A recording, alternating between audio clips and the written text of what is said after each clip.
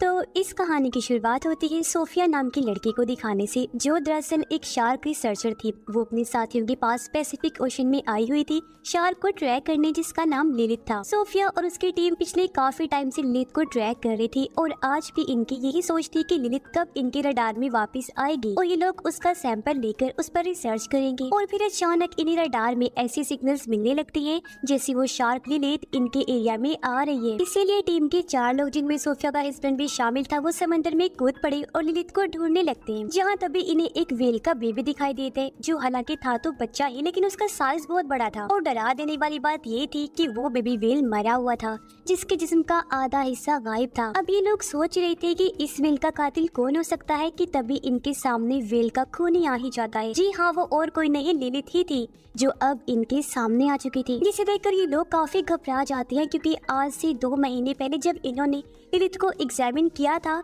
तो वो बस 2.5 मीटर की थी और अब लगभग वो 7 मीटर की हो गई थी। यानी सिर्फ 2 महीने में वो 3 गुना बढ़ गई थी, जो बात सच में काफी चौंका देने वाली थी। अब यहाँ समझदारी तो ये थी कि इन लोगों को अपनी जान बचाकर चले जाना चाहिए था, लेकिन यहाँ सबसे बड़ी गलती सोफिया का हस्बैंड कर देता है। अपनी मौत को सामने देखने के बावजूद भी उसे सैंपल लेने की पड़ी हुई थी, इसलिए वो शार्क की बॉडी से सैंपल लेने के चक्कर में लिलित को स्टैब कर देता है। और बस फिर क्या था, वही हुआ जिसका डर था। लिलित कंट्रोल से बाहर होकर टीम के 4 लोगों पर हमला कर देती है और उन्हें बुरी तरह काट कर टुकड़े टुकड़े कर देती है। जबकि सोफिया और उसकी एक साथी कश्ती में से बस की नजारा दूर से देख पा रही थी, हालांकि वो भी काफी डर गई थी। जब कुछ अमन होता है तो सोफिया भी ओशन में कूद जाती है, इस उम्मीद के साथ कि शायद कोई जिंदा बचा होगा। लेकिन वहाँ पर तो बस टीम के लोगों के कटे पटे जिस्म के टुकड़े थे, जिन्हें बुरी तरह लिलित ने मार दिया था। हर तरफ खून ही खून फैला हुआ था। और अब तभी लिलित सोफिया के सामने भी आ जाती है, जो किसी मॉन्स्टर से कम नहीं लग रही थी। वो अब सोफिया पर भी हमला करके घसीटकर उसे अपने साथ ओशन में ले जाने लगती है, पर किसी तरह सोफिया अपनी जान बचा लेती है। और यहाँ से सीन चेंज होकर आता है सीधा 3 साल के बाद, जहाँ सोफिया ने अब शार्क्स पर रिसर्च करना बंद कर दी थी और अब वो एक एक्वेरियम गाइड का काम किया करती थी, जहाँ आने वाले बच्चों को वो मछलियों और उनके बारे में बताया करती थी,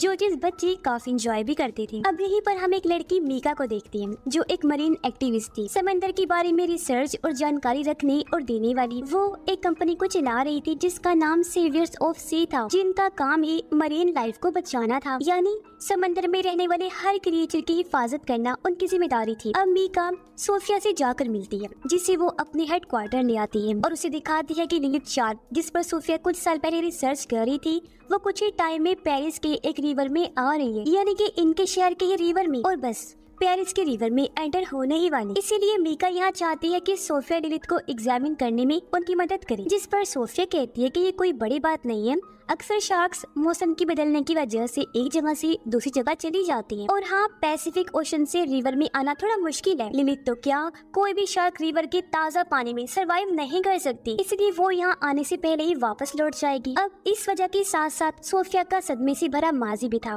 जो उसे शार्क्स पर एग्जामिन करने और उसे ट्रैक करने से रोक रहा था। इसीलिए कुछ इस तरह की वजहें देकर सोफिया वहाँ से चली जाती है। अब हम 2 लड़कों को उसी सन रिवर के पास खड़ा देखते हैं, जिन्हें रिवर से 2 छोटे छोटे मिसाइल्स मिलती हैं। तब यहाँ पर पुलिस आकर सभी मिसाइल्स को इकट्ठा कर लेती है और सबको बताती है कि दूसरी जंग के बाद से इस रिवर में छोटे छोटे मिसाइल्स और उनके शेल्स मिलती रहती हैं, इसीलिए डरने वाली कोई बात नहीं है। अब रात के टाइम मीका अपने एक दोस्त के साथ सन रिवर में आती है, जो यहाँ हुए कार एक्सीडेंट की जाँच करने आई थी, पर असल में वो तो ये एग्जामिन करने आई थी कि क्या लिलित इस रिवर में आ गई है। इसलिए मीका की दोस्त रिवर में कूद जाती है, जहाँ वो शार्क के बड़े बड़े पंजों के निशान देखती है। पर तब यहाँ पुलिस भी आ गई थी इन दोनों को पकड़ने के लिए, क्योंकि इस तरह किसी भी केस की इन्वेस्टिगेशन करना गैर कानूनी था। इसलिए पुलिस मीका को पकड़ लेती है, जबकि उसकी दोस्त किसी तरह वहाँ से भाग निकलती है।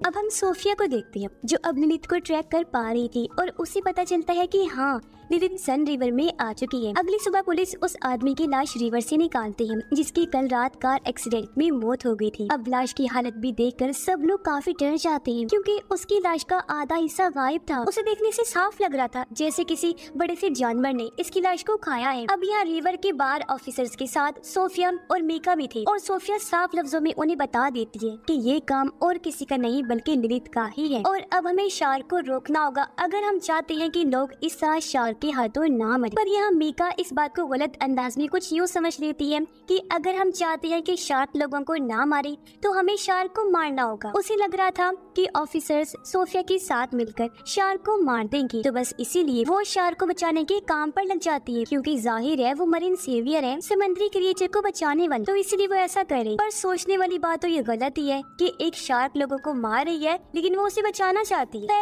अगले दिन ऑफिसर्स और सोफिया सन रिवर में आ जाती हैं। उनका प्लान था कि वो रिवर में जाकर सीधा शार्क को पकड़ लेंगी। तब सोफिया शार्क को ट्रैक करने में उनकी मदद कर रही थी। सब कुछ ठीक ही चल रहा था। वो लोग शार्क को देखने ही वाले थे, लेकिन मीका यहाँ बहुत बड़ी गड़बड़ कर देती है। वो अपनी हैकर दोस्त की मदद से सोफिया के ट्रैकर की सिग्नल्स को खराब कर देती है, जिससे कि अब ये लोग शार्क को ट्रैक नहीं कर पाते और इससे जाहिर है उन ऑफिसर्स के लिए बहुत बड़ा खतरा आ गया था जो रिवर में गए थे। पर लिलित उस तरफ नहीं जाती और अपना रूट बदल लेती है, जिससे ऑफिसर्स को अपनी जान बचाने का मौका मिल जाता है और वो सही सलामत बाहर आ जाते हैं। पर ये काफी सीरियस कंडीशन बन जाती है कि शहर के बीचों बीच सन रिवर में मॉन्स्टर शार्क घूम रही है। इसलिए ऑफिसर्स ये बात जाकर मेयर को बता देते। तब मेयर परेशान होते हुए कहती है कि कैसे भी करके उस शार्क को रोकना होगा, क्योंकि कुछ दिन बाद उसी सन रिवर पर एक बहुत बड़ा इवेंट होने वाला है जिसे वो किसी भी सूरत में कैंसिल नहीं कर सकती। इसलिए ऑफिसर्स लिलित को रोकने के बारे में सोचने लगते हैं, जबकि मीका एक वीडियो बनाती है और उसे खुफिया तौर पर कई सारे मरीन एक्टिविस्ट के पास भेज देती है। और लिलित शार्क के बारे में बताते हुए कहती है कि गवर्नमेंट उसे और उस जैसी और भी शार्क्स को मारना चाहती है, इसीलिए हमें आगे आना होगा और इन्हें बचाना होगा, बेशक ये शार्क्स हम लोगों को खाए क्यों ना जाए। फिर वो कहती है कि इसके लिए आज रात हमें पेरिस के कैटाकॉम्ब में आना होगा। कैटाकॉम्ब दरअसल पेरिस के नीचे बनाई गई एक टनल सुरंग है जो पूरे पेरिस के नीचे फैली हुई है। अब मीका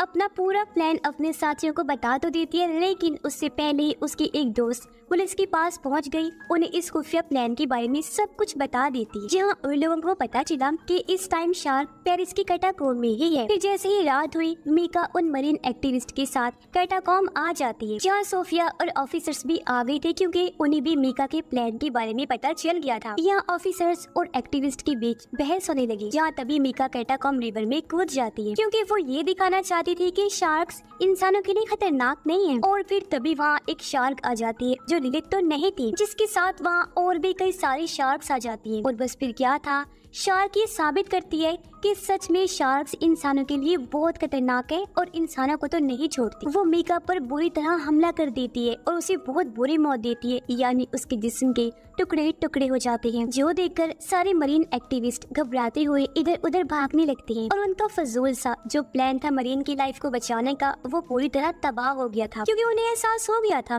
कि हर चीज भले ही वो कोई जानवर ही क्यों ना हो, बचाने वाला नहीं होता। कुछ आपकी जान की दुश्मन भी होती हैं जिन्हें रोकना और मारना भी पड़ता है। इसी बीच बहुत सारे एक्टिविस्ट रिवर में गिर पड़ते हैं और शार्क्स का खाना बन जाते हैं। हर तरफ शार्क्स रिवर में इंसानों के टुकड़े टुकड़े करते नजर आ रहे थे, खून ही खून फैला हुआ था। पर जैसे तैसे इस सूरत हाल को काबू कर लिया गया, बचे हुए लोगों को सही सलामत वहाँ से बचा लिया जाता है, जिस दौरान एक शार्क को भी मार दिया गया था, जिसे अब सोफिया चेक करने लगती है। उसे पता चला कि ये शार्क एक फीमेल है जो तकरीबन 2 माह की है, प्रेग्नेंट भी है, और हैरानी वाली बात कि इसके पेट में ढेरों शार्क्स के बच्चे हैं। पता चलता है कि शार्क एक ऐसी प्रोसेस से बच्चे पैदा कर रही है जिसमें वो एक टाइम में बहुत ज्यादा बच्चे पैदा करने की काबिल होती है, वो भी बहुत ही जल्द छोटी उम्र में, जो चीज बहुत खतरनाक है, क्योंकि ऐसे इनकी तादाद बहुत ही कम टाइम में बढ़ सकती है। और तो और ये ताज़ा पानी में भी सरवाइव कर सकते हैं, जो चीज इन्हें इनकी माँ लिलित से मिली, जिसने क्लाइमेट की मुश्किलात को झेलते हुए फ्रेश पानी में जीना सीख लिया था। ये लोग अंदाजा लगा लेते हैं कि ये शार्क्स हजारों की तादाद में हो सकते हैं जो सारे कैटाकॉम्ब में रह रहे होंगे। इसीलिए वो फैसला करते हैं कि हम कैटाकॉम्ब में धमाके करेंगे जिससे सभी शार्क्स वही मारे जाएंगे। अब अगले दिन वो स्विमिंग इवेंट आ जाता है, जहाँ एक टाइम में बहुत सारे लोग रिवर में स्विमिंग करेंगे, तैरेंगे, क्योंकि ये बात लोगों को नहीं बताई गई थी। मेरे को शार्क्स के आने का खतरा था, लेकिन वो इवेंट को अपने फायदे के लिए कैंसिल नहीं करती, बल्कि ऑफिसर्स और ट्रेन मरीन को रिवर में उतार दिया गया। वो निगरानी करने लगती हैं, जहाँ रिवर की एक साइड पर काफी बड़ा जाल बांध दिया जाता है ताकि अगर कोई शार्क इस तरफ आए तो उसमें फंस जाए। जबकि सीनियर ऑफिसर सोफिया और अपने साथियों के साथ कैटाकॉम्ब में आ गया था, क्योंकि वो वहाँ की मेन जगहों पर धमाके करने वाली थी। सब अपनी अपनी जगह पर पहुँच गयी। सीनियर ऑफिसर और सोफिया एक साथ थे। वहाँ अंधेरा था। जैसे सीनियर ऑफिसर ने फ्लैश लाइट ऑन की, हम बहुत ही डरावना सीन देखते हैं। ऑफिसर के चारों तरफ हजारों की तादाद में छोटे छोटे शार्क्स के बच्चे घूम रहे थे, जिससे वो काफी घबरा जाते हैं, क्योंकि हालांकि ये बच्चे थे लेकिन इतने ताकतवर थे कि किसी के भी टुकड़े टुकड़े कर सकते थे, क्योंकि छोटे होने के बावजूद इनका साइज काफी बड़ा था। सभी बॉम्ब्स को अपनी अपनी जगह पर फिक्स कर दिया गया था, लेकिन बॉम्ब के फटने से पहले एक शार्क सीनियर ऑफिसर पर हमला कर देती है, पर वो किसी तरह बॉम्ब को ब्लास्ट कर देते हैं, जिससे हालांकि वो खुद तो काफी जख्मी हो गया था, लेकिन शार्क के कुछ बच्चे मर जाते हैं और सीनियर ऑफिसर को ऊपर खींच लिया जाता है। अब जब सोफिया वापस नीचे रिवर में जाती है तो उसके सामने से लिलित गुजर रही थी, जो अपने बच्चों की लाशों के टुकड़े देखकर काफी दुखी हो गई थी और गुस्से में भरी हुई थी। और वो सोफिया को तो देख नहीं पाती, लेकिन गुस्से से भरी हुई उस जाल को तोड़ देती है और उस जगह आ जाती है जहाँ स्विमिंग रेस शुरू हो गई थी। अब लिलित यहाँ आकर एक आदमी की एक ही झटके में 2 टुकड़े कर देती है, जिससे हर तरफ अफरा तफरी मचाती है। और तब यहाँ बहुत सारे शार्क्स भी आ जाते हैं, जो जाहिर है लिलित के कहने पर ही आए थे। ये शार्क्स कैटाकॉम्ब में नहीं रह रहे थे, इसलिए धमाके से नहीं मरे और उनकी तादाद बहुत ज्यादा थी। ये शार्क्स रिवर में तैर रहे लोगों पर बुरी तरह हमला कर देते हैं। एक ही पल में रिवर खून से लाल हो गया, हर तरफ उनकी लाशों के टुकड़े टुकड़े बिखर गए थे। इसी के साथ यह सबसे बड़ी गलती ये हुई